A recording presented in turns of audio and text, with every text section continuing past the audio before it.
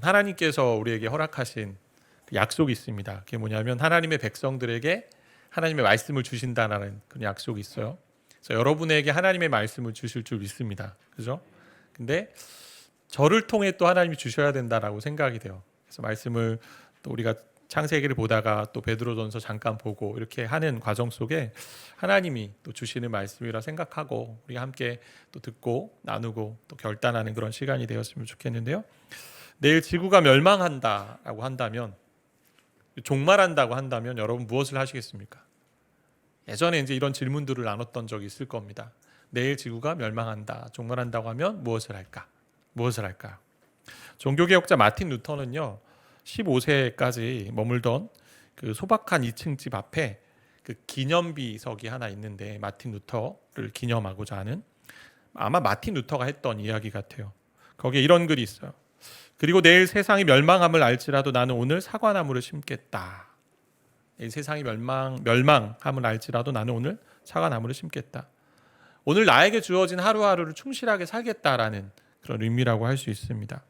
성경에서 예수님께서 하신 말씀 중에 20% 정도가 종말에 관한 얘기, 다시 얘기하면 산자와 죽은 자를 심판하게 다시 오실 것이라는 이야기를 하고 있다는 거죠. 오늘 말씀 7절도 이렇게 시작합니다.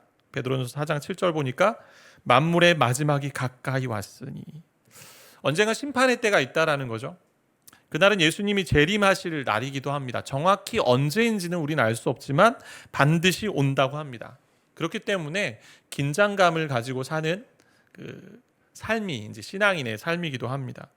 근데 그 마지막 때는요, 내가 이 땅을 떠남으로써 이루어지기도 한다라는 거죠. 주님이 재림하시기 때문에 이루어지기도 하지만 내가 이 땅을 떠남으로써, 우리의 죽음, 하나님의 부름을 받으면 그 시간이 나에게 종말이 되는 것입니다. 베드로전서는 베드로가 신앙으로 인한 핍박, 박해를 피해 이곳저곳으로 흩어져 있는 성도들을 향해서 말씀을 전하고 있는 서신이에요. 현재의 믿음으로 인한 고난을 잘 견뎌내라는 위로의 메시지가 있고요. 또 한편으로는 그러한 것을 알기 때문에 어떻게 믿음의 공동체가 살아야 되는지를 그런 이야기를 또 함께 이야기하고 있습니다. 주 안에 사랑하는 성도 여러분, 여러분의 삶이 어떻습니까?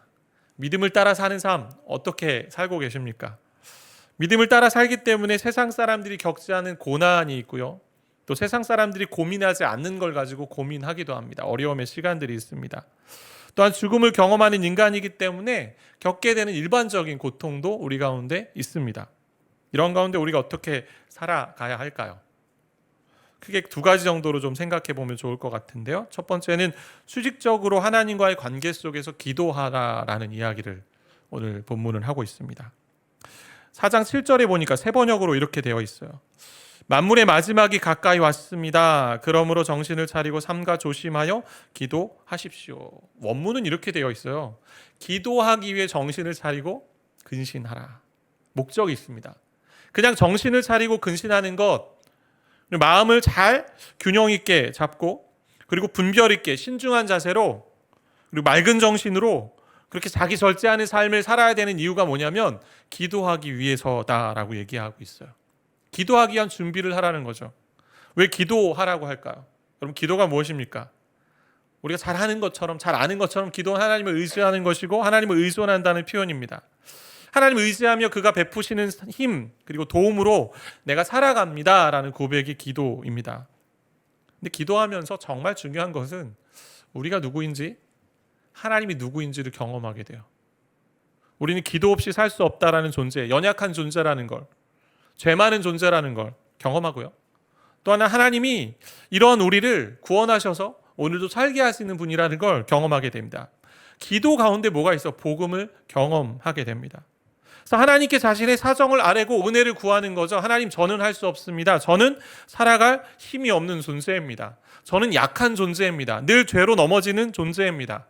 하나님의 능력으로 말미암아 구원을 받았고 의롭다함을 받았음에도 불구하고 날마다의 삶에서 좌절하고 절망하고 실패하는 존재입니다. 믿음이 있다라고 하지만 믿음 없이 사는 인생처럼 살아갑니다.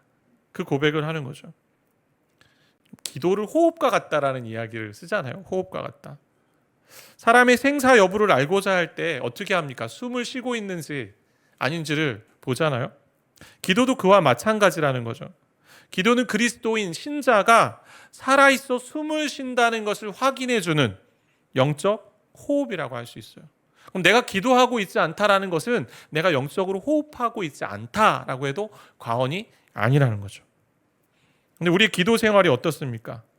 너무 의무적으로만 하는 것도 문제이지만 일상이 다 기도다 하면서 떼어두지 않고 무시로 전 기도해요 목사님 그러면서 정작 기도하지 않는 그러한 경우도 문제가 되는 것입니다. 예수님의 모습을 보면 기도를 어디서부터 시작해야 함을 우리는 알 수 있습니다. 그분은 온전한 신이셨어요. 기도가 필요 없는 분이십니다. 죄도 없으셨습니다. 뼈저리게 후회할 잘못도 짓지 않으셨습니다. 게다가 극복해야 할 불신앙도 없으셨습니다. 사랑도 메마르지 않으셨어요. 그런데 그분은 기도할 시간을 일부러 찾아 나섰습니다.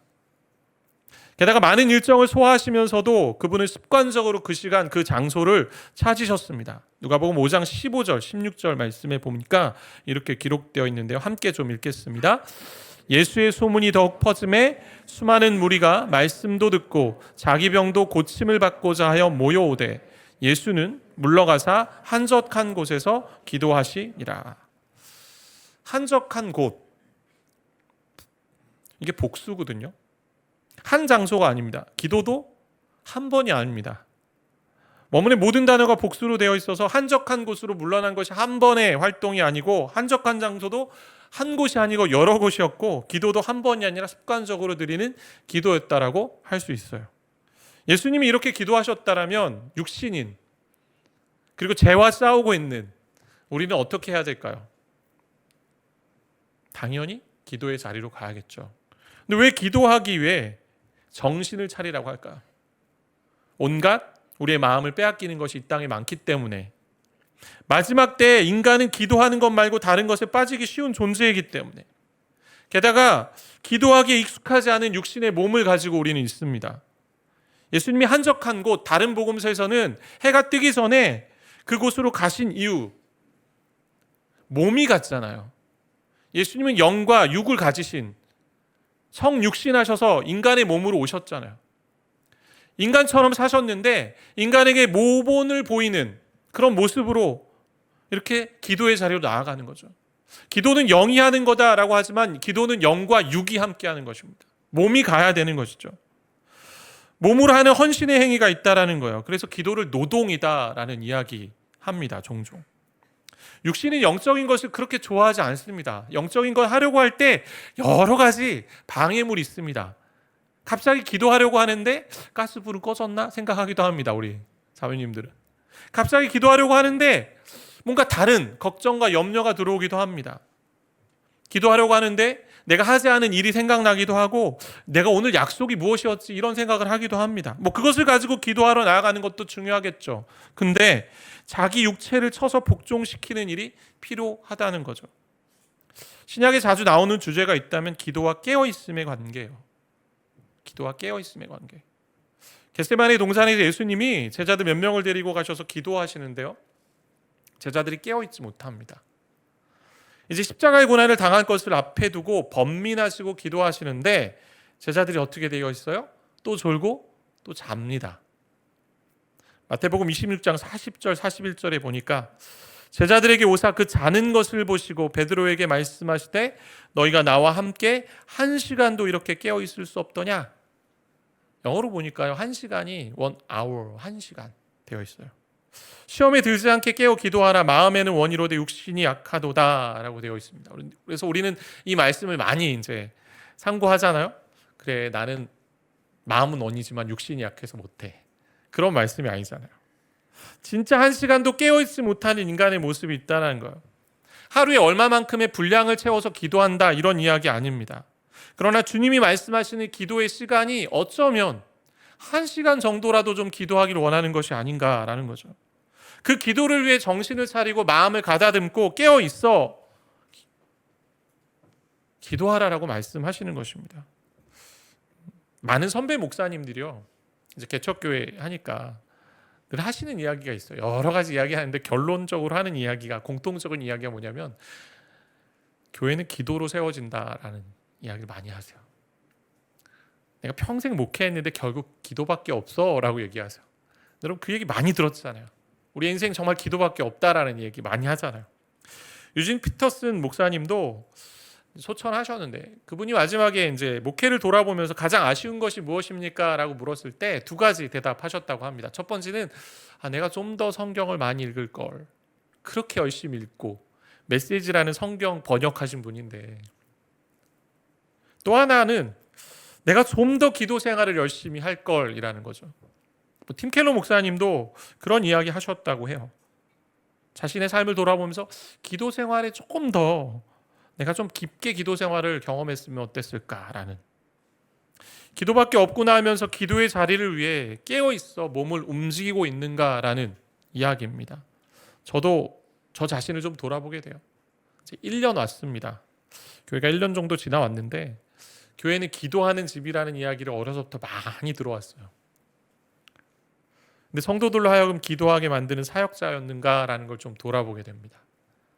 여러분의 기도 생활을 제가 잘 점검하고 있는지, 단순히 의무적으로 기도 생활하고 있습니까? 안 하고 있습니까가 아니라 정말 하나님을 만나려고 하는 그 열망과 갈망 가운데 나아가고 계신지. 기도하면 하나님의 뜻이 보이잖아요. 기도하면 말씀이 들립니다. 기도하면 하나님의 성령으로 일하게 됩니다. 근데 기도하지 않으면 어떤 일이 벌어집니까? 내 뜻대로, 내 방식대로, 내 기준대로, 내 힘대로 생각하고 행동하게 됩니다. 그렇다면 기도가 약해진 거죠.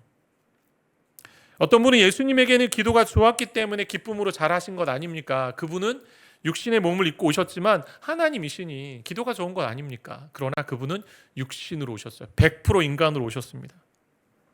기도가 의무감을 넘어 기쁨의 경험으로 가는 것이 우리 모두의 소원일 것입니다. 그런데 예수님에게도 기도는 늘 평안하고 기쁨이 넘치는 기도였다라고 볼 수 없어요.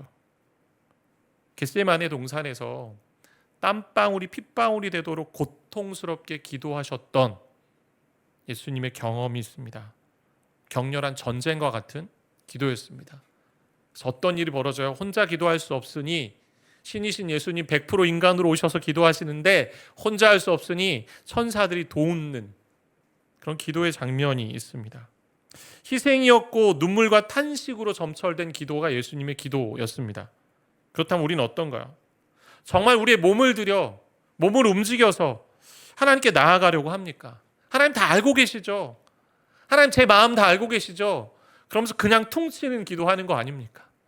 정말 마음을 들여 하나님 앞에 나아가고 있는지, 고난의 시대 마지막 때를 사는 공동체에게 오늘 베드로 사도를 통해서 말씀하십니다. 근신하여 깨어 기도하다라고 얘기합니다. 기도하라. 그렇다면 오늘 우리 공동체도 기도하는 공동체가 되어야 될 줄 믿습니다. 나그네된 인생이에요. 이 땅 어디서도 우리 영원한 집이 없는 자들이잖아요. 진짜 하나님만 의지하고 사는 광야 같은 인생의 길을 우린 걷고 있지 않습니까? 그렇다면 우린 하나님과 이어져서 살아야 되죠. 하나님 기도하면서, 하나님께 기도하면서 하나님이 정말 전능하시고 강력하신 분이시구나, 정말 선하신 분이셔서 우리의 인생을 끝까지 인도하시는 분이시구나, 그걸 경험해야 되고요. 기도하면서 나는 그런 하나님께 의지할 수밖에 없는 연약한 존재이구나 경험하는 거죠. 두 번째는 수평적으로 성도와의 관계 속에서 서로 사랑하라라고 말하는데요. 큰 사랑이라는 그림 아래 한 3가지 정도가 있는 것 같아요. 죄를 덮는 사랑이 있고, 대접하는 것이 있고, 서로 섬기고 봉사하는 것이 있는데요. 베드로전서 4장 8절 보니까 이렇게 되어 있어요. 무엇보다도 뜨겁게 서로 사랑할지니 사랑은 허다한 죄를 덮느니라. 사랑을 뜨겁게 하라고 되어 있습니다. 근데 그 이유가 있죠. 또 4장 10절에 보니까 각각 은사를 받은 대로 하나님의 여러 가지 은혜를 맡은 선한 청지기 같이 서로 봉사하라라고 되어 있어요. 마지막 때에 사라져가는 것이 있다면 사랑이잖아요. 종말의 특징은요, 자기를 사랑하고 자기 중심적입니다. 신앙생활도 그렇게 하죠. 심지어 성을 선택하는 것도 자기의 취향이라고, 성적 취향이라고 이야기하는 때 우린 살고 있습니다. 예수님도 마지막 때의 특징 중 하나를 사랑이 식어진 때라고 이야기합니다. 마태복음 24장 12절 말씀 우리 같이 좀 읽겠습니다. 불법이 성함으로 많은 사람의 사랑이 식어지리라. 하나님의 말씀은요, 늘 사랑을 이야기하고 사랑하기를 원하고 사랑받기를 원하는데 그 말씀이 사라지니 사랑이 점점 사라집니다. 사랑은 그리스도인의 특징이라고 할 수 있잖아요. 근데 사랑의 능력이 없어 보입니다. 여러분, 사탄도 기적을 행할 수 있잖아요. 능력을 행합니다. 성경에 보면 악한 영으로 능력을 행하는 것을 종종 보게 돼요. 그런데 사단이 결코 행하지 못하는 것이 하나 있죠. 그게 뭐죠? 사랑하는 것입니다. 사랑하는 것. 사랑은 오직 하나님께로부터 나오기 때문에 사탄도 흉내낼 수 없어요. 오늘 요한일서 4장 7절, 8절 말씀에 새번역 성경 우리 좀 같이 읽었으면 좋겠는데요. 함께 우리 한 목소리로 읽겠습니다. 사랑하는 여러분, 사랑하는 사람은 다 하나님에게서 났고 하나님을 압니다.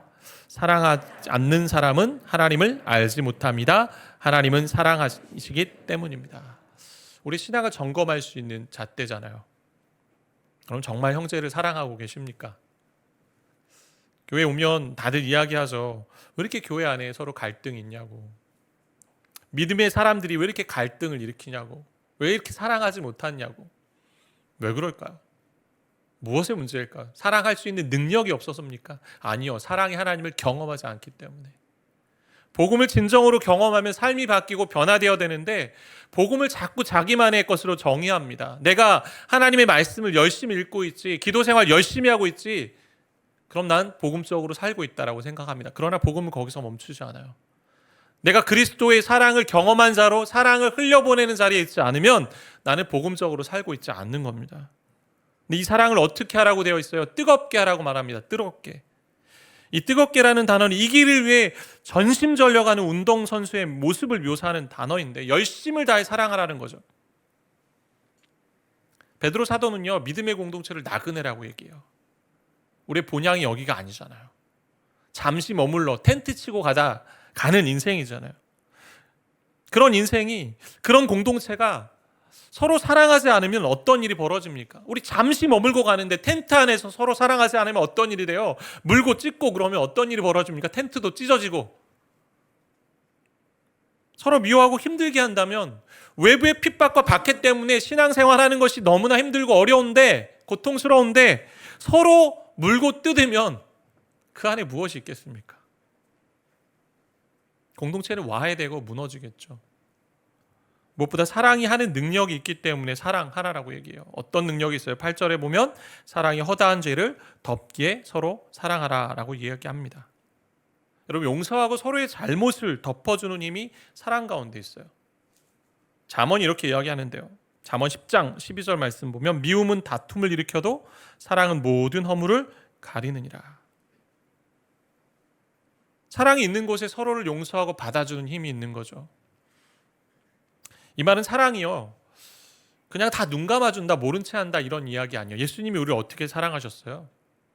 우리의 죄값을 치르시기 위해 대가를 지불하셨습니다. 사랑에는 대가가 있어요. 오래 참아야 됩니다. 인내해야 됩니다. 그리고 원하지 않는 일들을 해야 됩니다. 사랑하기 때문에. 내가 당신의 허물을 덮기 위해서 나 자신을 내려놓는다라는 거죠. 나를 포기한다라는 거죠. 그래서 사랑한다는 단어는 단순히 좋아한다라는 단어하고 병행해서 쓸 수 있는 단어가 아니에요. 좋아하는 것 어떻게 합니까? 내 기준에 따라 좋아하죠. 내가 좋아하는 것, 내 욕심에 따라 결정합니다. 그런데 진짜 사랑은요, 내가 좋아서 사랑하지 않아요.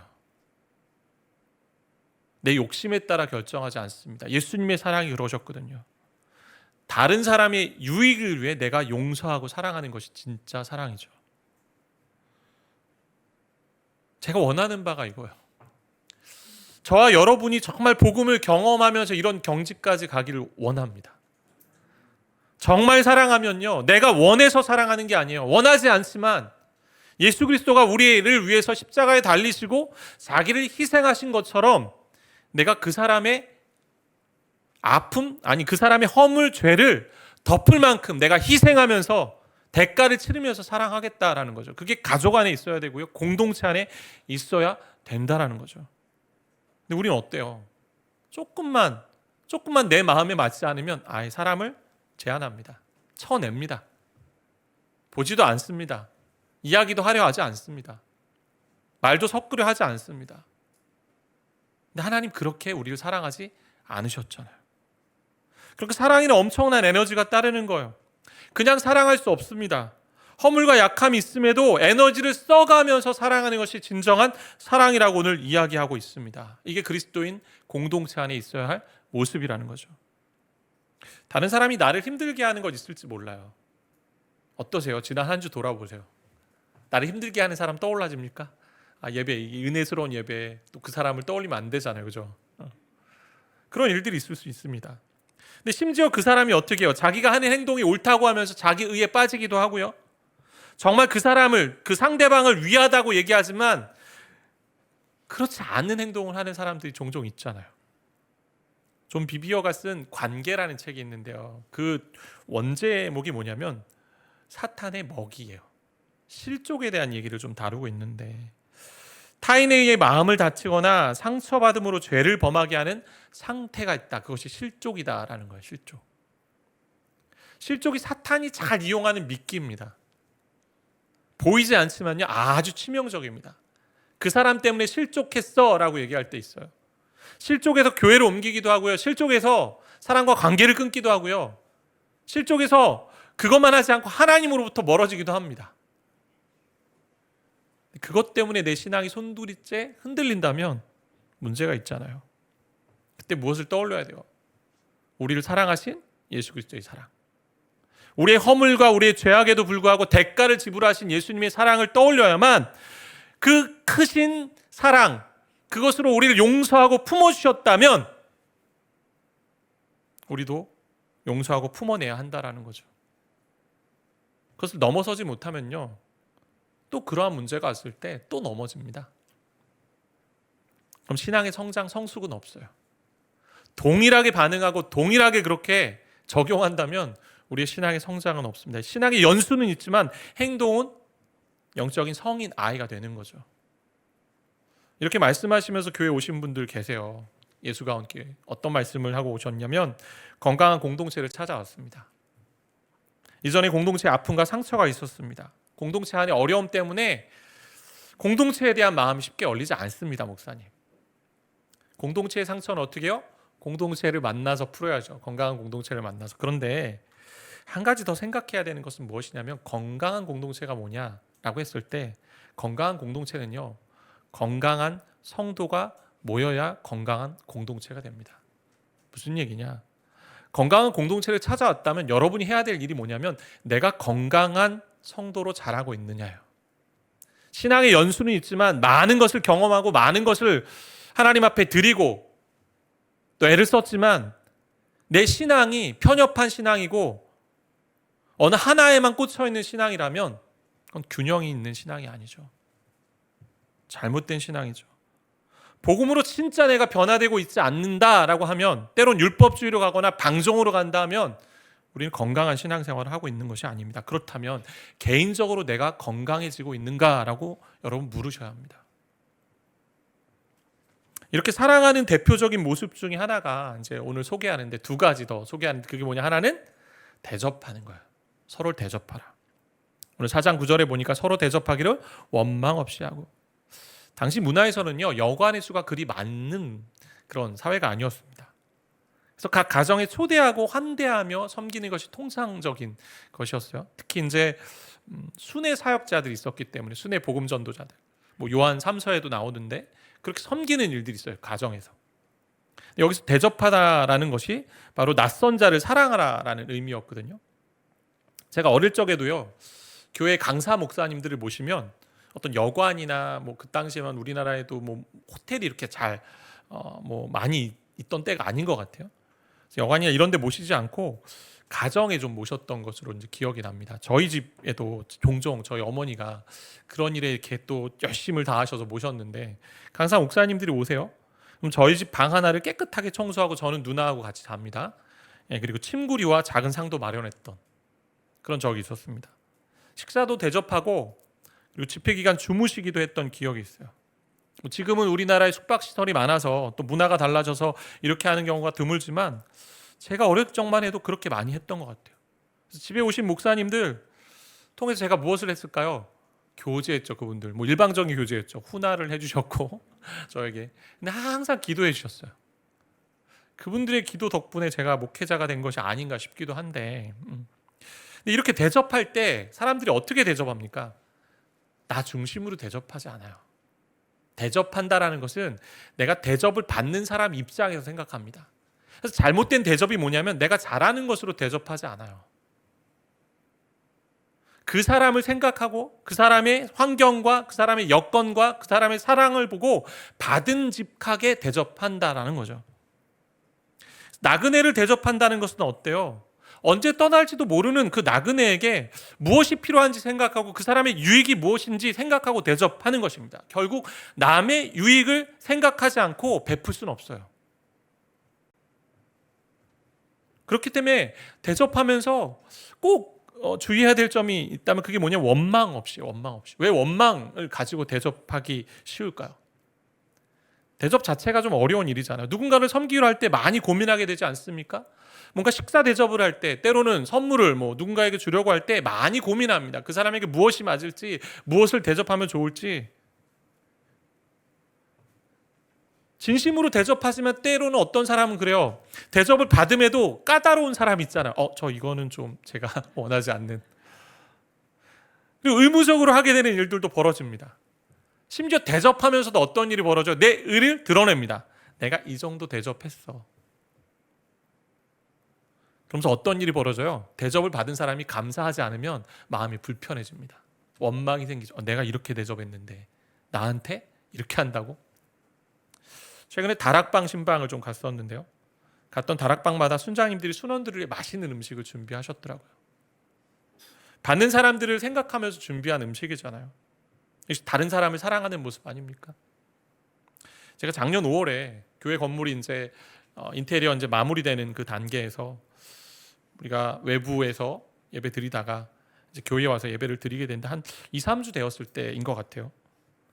제가 그때만 해도 이사를 하지 않아서 이곳으로 분당으로 이제 출퇴근했던 분당에서 출퇴근할 때였는데 주중에 교회에서 이제 며칠간 이렇게 잠을 좀 자고 그 다음에 주말이 늦게 갔다가 다시 주일 새벽에 일찍 와서 예배 드렸던 그런 시간들이었습니다.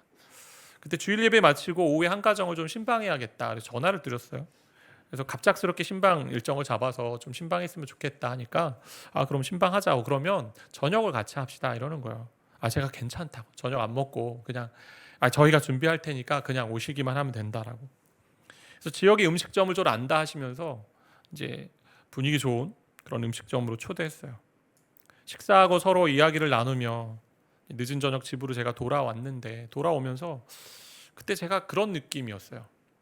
하나님께서 저에게 허락하신 만찬이었다라는 느낌. 무슨 얘기냐? 제가 갈매동이라는 것 태어나서 한 번도 생각해보지 않은 동네였고요. 정말 내가 이곳에 하나님의 교회를 세울 수 있을까라고 했던 곳이고 여러 가지 많은 생각 속에 하나님이 그 가정을 통해서 잘 왔다라고 하나님이 만찬을 베풀어 주시는 그런 느낌이었습니다. 제가 그런 것들을 경험하면서 진짜 서로를 대접하는 것이 이런 것일까? 라는 생각을 해보는 시간이었다라는 거죠. 예수가운교회 성도들 우리가 함께 기도하는 것과 함께 더불어 서로를 좀 사랑하되 좀 대접하시면서 섬기고 좀 마음을 나누셨으면 좋겠습니다. 근데 서로를 사랑하는 모습에 또 다른 유형의 사랑이 하나 있어요. 그게 베드로전서 4장 10절 말씀인데 새번역 성경 같이 읽겠습니다. 각 사람은 은사를 받은 대로 하나님의 여러 가지 은혜를 맡은 선한 관리인으로서 서로 봉사하십시오.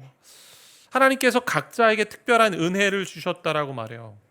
여러 은혜, 은사들, 하나님이 주신 영적인 선물들이 우리 가운데 있는데요.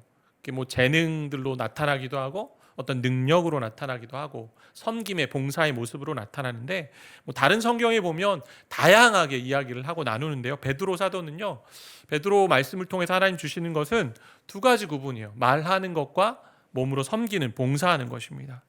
겉면이나 가르침이나 지혜로 말하는 그런 은사가 있고 또 섬기는 것으로 또 생각할 때 손대접이나 앞서 얘기한 것처럼 베푸는 것, 자비, 도움을 주는 것 등 이런 것들이 있습니다. 근데 하나님께서 어떻게 하셨다라는 거요? 이 말로 섬기거나 때로는 이 봉사하는 것으로 섬기거나 할 때 하나님께서 서로를 사랑하고 섬길 수 있도록 각자 고유한 영역 속에 주신 선물들이 있다라는 거죠. 모든 신자는 최소한 하나님에게서 한 가지 영적인 은혜를 받았다라고 할 수 있습니다. 교회 안에도 섬김의 자리가 많이 열려 있잖아요. 지난 1년간 이모저모로 교회가 세워져 왔습니다. 아직 저희는 몇 살이죠?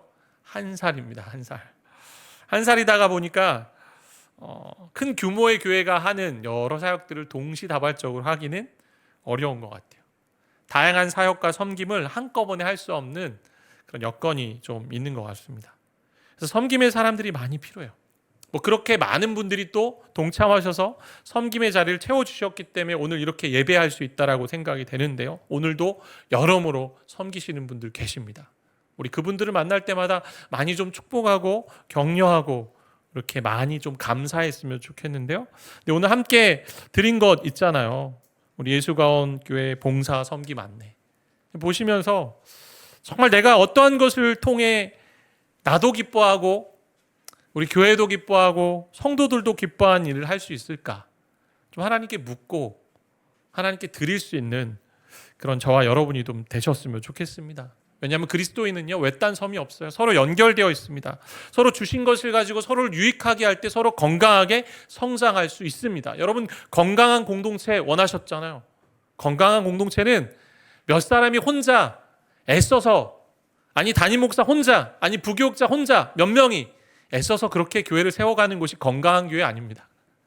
성도 한 사람 한 사람이 하나님께 주신 마음과 하나님께 주신 은사와 선물을 가지고 서로 세우고 다른 사람의 유익을 위해 헌신할 때 교회는 비로소 건강하게 세워진다라는 거죠.